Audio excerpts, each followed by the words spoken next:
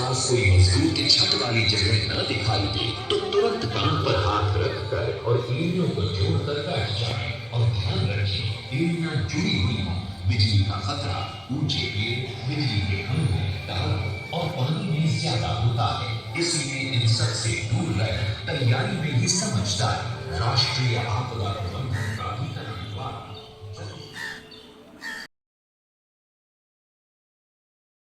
आपदा प्रबंधन समिति सदस्य आदर्श मध्य विद्यालय तुलसिया तिगलबैंक से हूँ।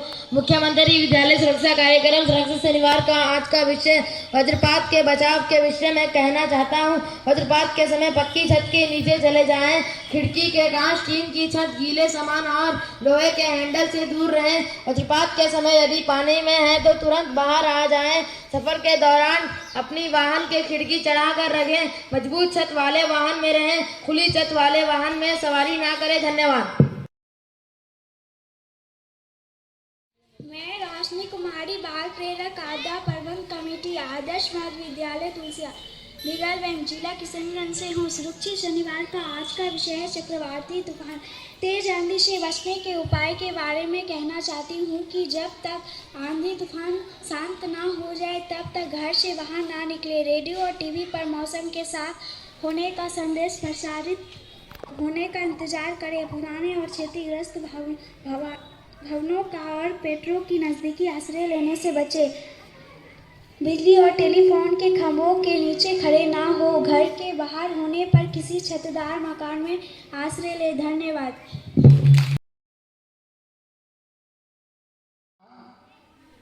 आपदा कोई नहीं है भारी, यदि पूरी हो हमारी तैयारी। प्यारे बच्चों, जैसा कि आप सबों को पता है कि आज शनिवार है और प्रत्येक शनिवार को हम लोग विद्यालय मुख्यमंत्री विद्यालय सुरक्षा कार्यक्रम के तहत सुरक्षित शनिवार का कार्यक्रम करते हैं। तो आज सुरक्षित शनिवार का विषय है वज्रपात, जिसको हम लोग ठनका कहते हैं, एवं चक्रवाती तूफान या आंधी से होने वाले खतरे और इसके बचाव के संदर्भ में जानकारी, यही विषय है आज का। तो सबसे पहले हम लोग वज्रपात के विषय में बातें करेंगे। बिहार राज्य में आंधी पानी के साथ वज्रपात या ठनका गिरने की काफी घटनाएं होती है। ठनका लगने से कई लोगों के मरने एवं घायल होने की भी सूचना होती है। सामान्यतया मानसून से पहले एवं मानसून की बारिश के समय ठनका गिरने की घटनाएं होती है।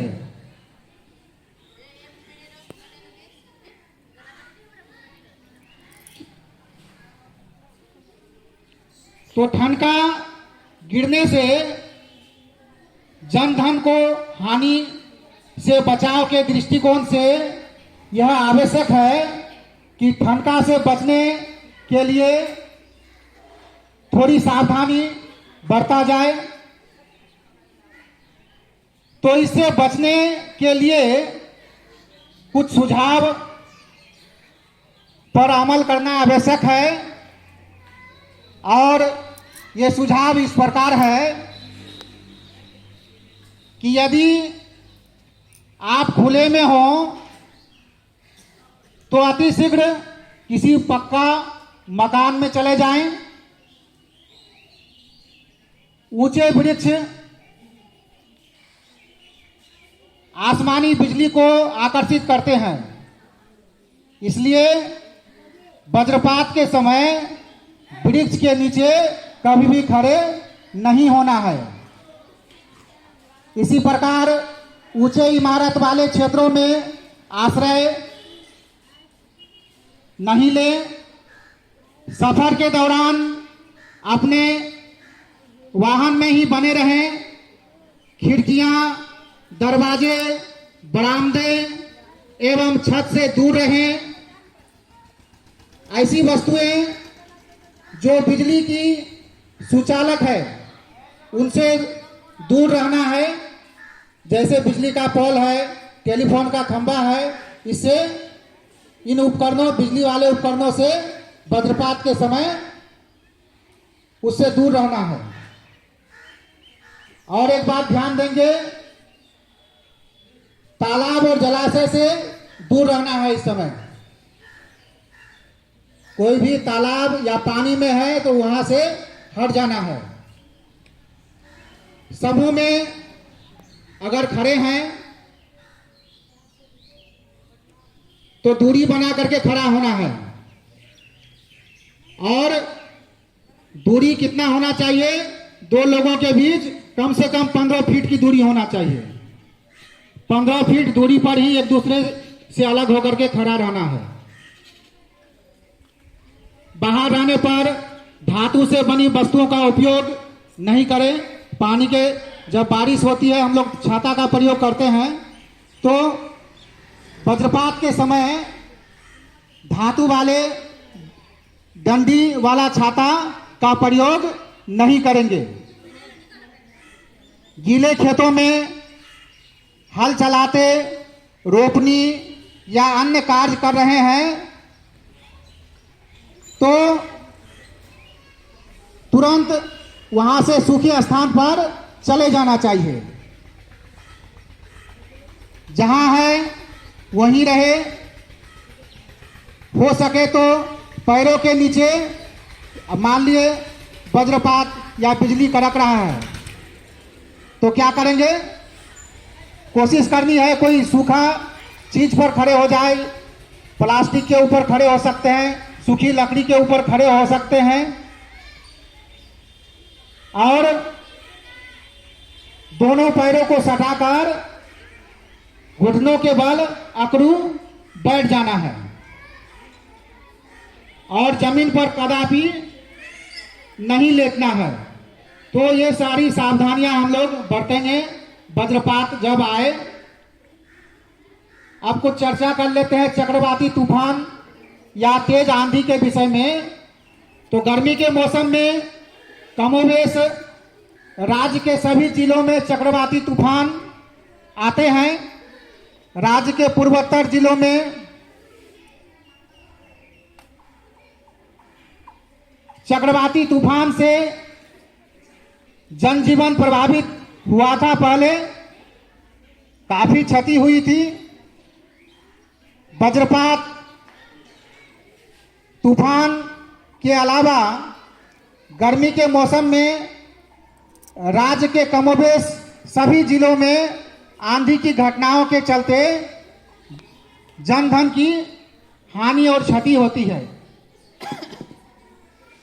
तो चक्रवाती तूफान या तेज आंधी से बचने के उपाय के बारे में हम लोग को जानना है।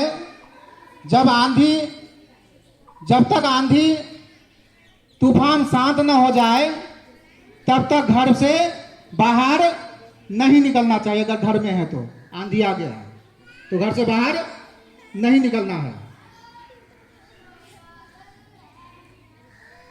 आवास में ऊपरी तलों की अपेक्षा भूतल पे रहें।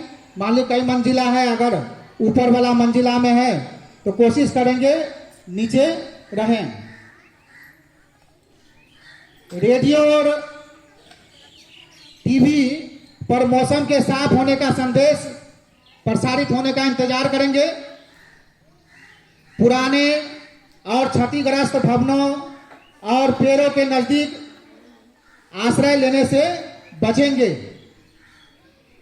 बिजली और टेलीफोन के खंभों के नीचे खड़ा नहीं होना है।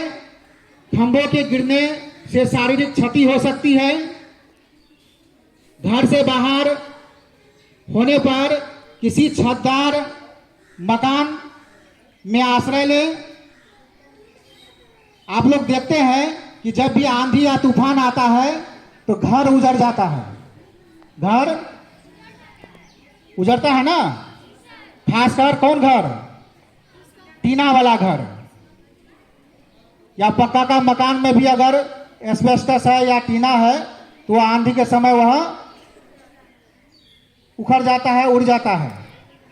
तो कौन घर ऐसा ज्यादा उड़ता है? टीन का घर। और कैसा? जो जिसका छत जो है आयताकार रहता है वो ज्यादा उड़ता है।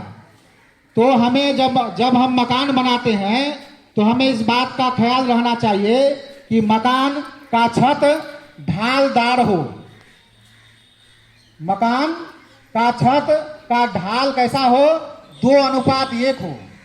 ढाल क्या होना चाहिए? 2:1 होना चाहिए। 2 परे और 1 खड़े होना चाहिए। और एक बात, अभी जैसे मान ले टीना का घर बनाते हैं तो उसमें एक यू बोल्ट का पेंच होता है, ये जे बोल्ट का भी होता है, 18 इंच तक लंबा होता है। इसमें नट बोल्ट से उसको अच्छी तरह कसा जाता है। तो कोशिश करेंगे जो है ऐसे जो टीना वाला छत है उसको यू बोल्ट या जे बोल्ट वाली नट से अच्छी तरह से उसको कस दिया जाए। ठीक है, चलिए धन्यवाद।